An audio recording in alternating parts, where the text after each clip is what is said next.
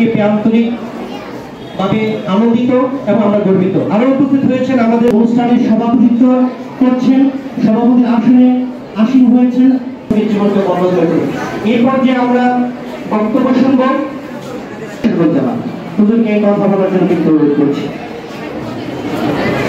আয়োজনে কামিল মাদ্রাসার আজকের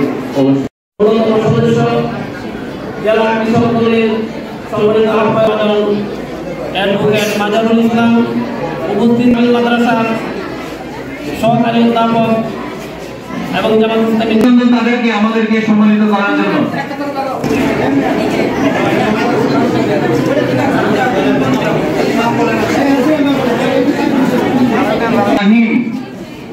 নিশাত সাদিয়া, খিজির মাহমুদ তোহা, মাজেদুর রহমান, SK ফয়সাল, তাশরিফুল আমিন, সাজ্জাদুল ইসলাম, বাইজিদ ইসলাম সানি।